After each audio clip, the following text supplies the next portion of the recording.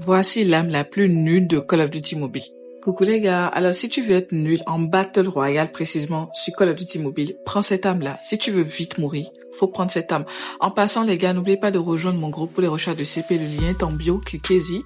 Et surtout, dites-moi dans les commentaires si vous voulez une partie 2, que je fasse les âmes les plus nulles. Alors, on commence. Alors les gars, on parle de la Swordfish. Oui, vous la connaissez. Franchement les gars, si tu atterris dans un lobby, tu lootes ça, c'est tout ce que tu trouves, c'est-à-dire c'est juste cette âme-là qui est par terre et que tu dois looter. Autant mourir rapidement et relancer une autre game, je te conseille. Non mais précisément cette âme-là, je trouve que c'est pas une âme. Je trouve même que c'est des punitions. En fait, Activision, franchement, vous nous punissez.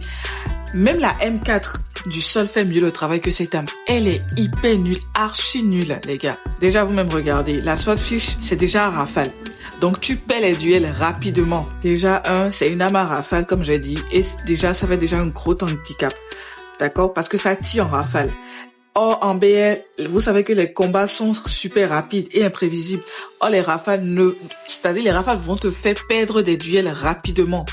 Pire, en fait, c'est un time to kill trop lent.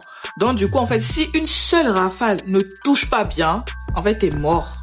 T'es carrément mort. Donc, imaginez que cette arme contre une AK-117, une KRM, une AK-47, une M4 ou bien autre arme. Non, mais vous imaginez, tu perds 50% des combats, en fait.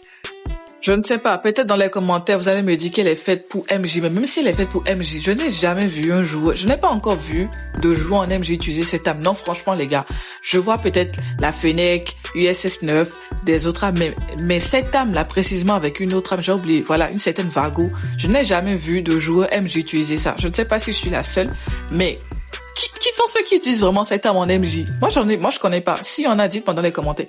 Parce que franchement, en BR, c'est même pas du tout conseillé.